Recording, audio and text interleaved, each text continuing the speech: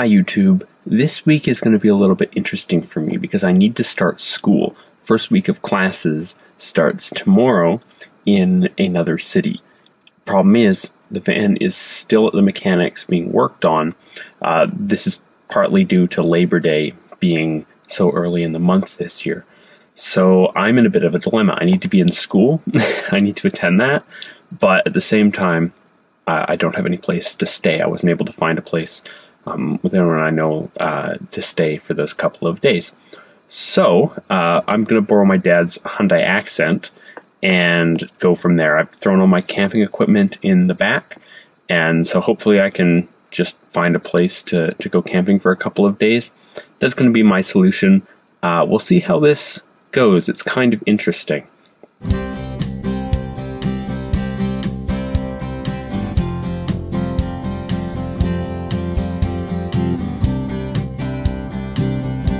So I've gone up a logging road. I'm looking for a wreck site called Palmer Bar Lake.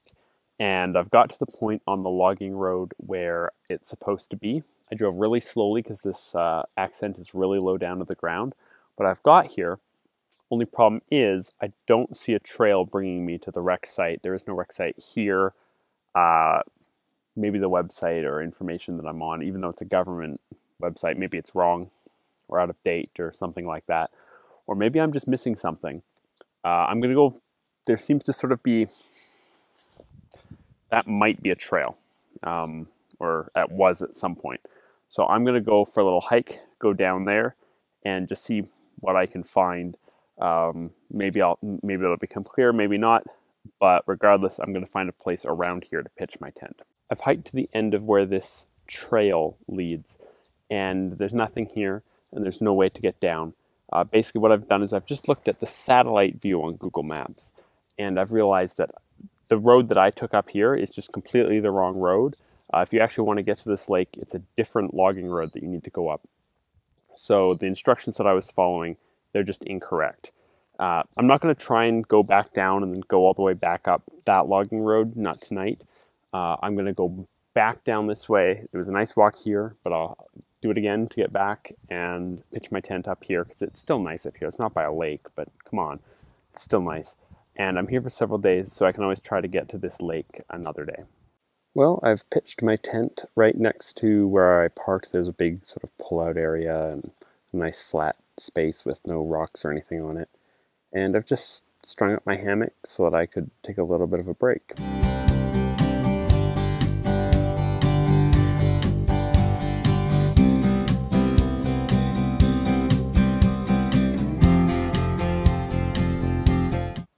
Okay, so sleeping in that tent was not exactly the best thing in the world. There's a lot of forest fires here, as you saw in the video, and the air is really filled with smoke, and I really can't smell anything. I've just got sort of, my sinuses are all just filled up with that, and it got pretty cold where I was. But, you know, I don't really have much of a choice at the moment, so I've actually, this is the next day that you're seeing this, and I went to school, I did what I needed to do that day, and now I've actually driven up and I found that wreck site that I was talking about. So, let's go take a look. The road to get up here was quite a bit nicer than the one to get to the other site that I camped at. And I say site because it wasn't a campsite.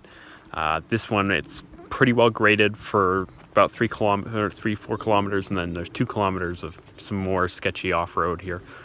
But it is a nice campsite, and there's actually, right there, yeah, there is a outhouse, which is great, because I didn't have that at the last site, so that was a bit of a pain.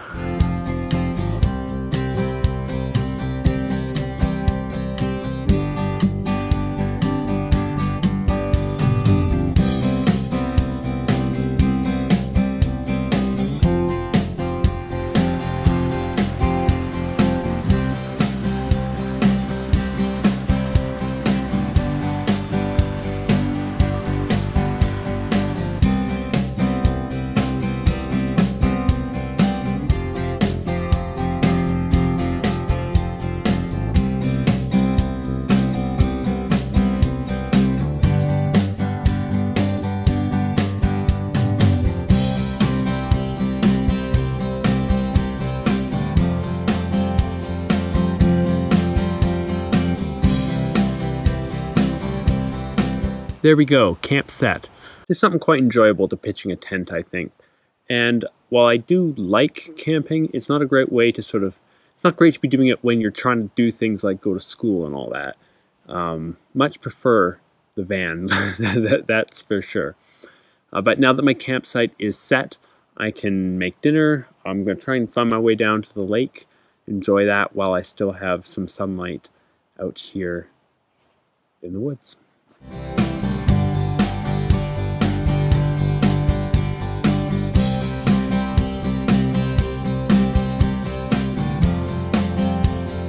I'm pretty sure that this rock slide is what I was looking at yesterday when I was trying to find my way down to the lake, which means that somewhere beyond this ridge there's a mountain, and on that mountain there's a ridge that runs this way, and from that you can sort of see through the trees that rock slide. This is a really nice lake, and it's kind of quiet. You can hear a little bit of water over there, but mostly you just hear the sound of all the birds and animals that are around here. I've seen a couple fish splash, which if I had my van and my fishing rod, that might be kind of nice. But it's actually just really quite peaceful up here. Unfortunately, I'm never coming back here with the van.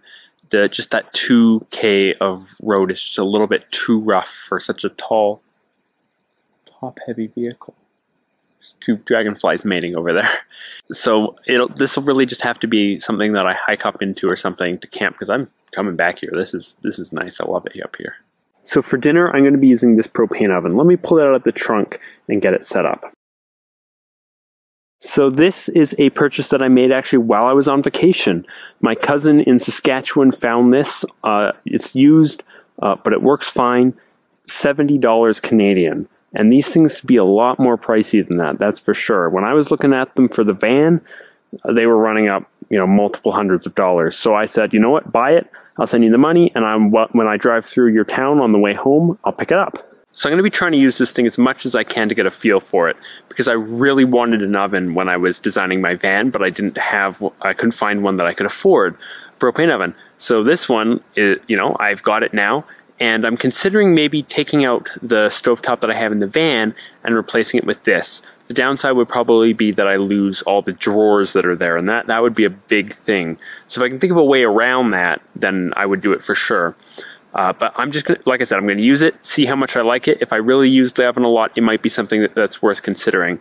If not, it's always helpful to have something that I can take outside the van, because I'll tell you, there's a few days I had to cook inside the van, and it was super hot out, and that was not fun. So I'm willing to give this thing a shot.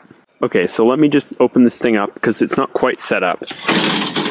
This thing runs off of one of these little green containers here, and you need to basically put this adapter onto the back to get it working. Probably can't show you with one hand, but basically this screws in here.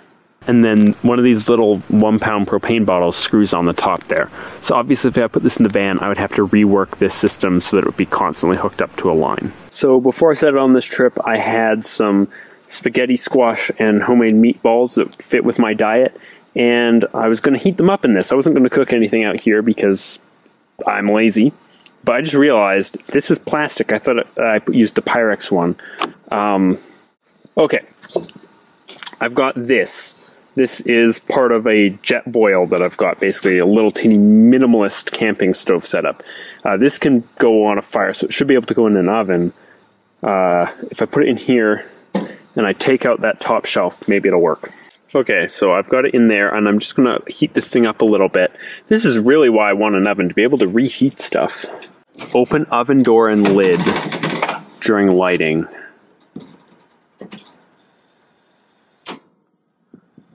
Oh, yep, there it is. Okay. So here it is. It's been 5-6 minutes, and we're at about 225 degrees Fahrenheit. Yeah, I know I'm Canadian, but all of the recipes use Fahrenheit, so that's what I know for cooking. This should be good, I think.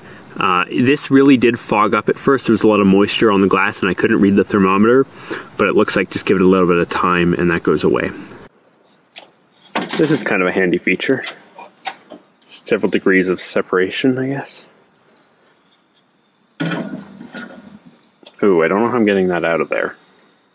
I remembered that the camping stove came with this tool, so as long as there's enough space...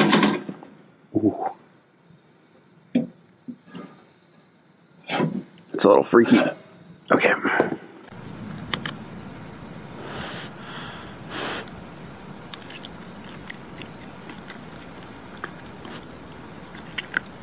Yep. Definitely warmer. Alright, so we've hit 350 Fahrenheit. That's a pretty good sign that you can cook a fair number of things at 350. So this should be more than good. I'm going to shut it off now though, because I don't want to run myself out of propane. I'd really rather not have to buy a little thing of propane on this trip, because I've got enough of those canisters already. So this is my new toy. Let me know what you think.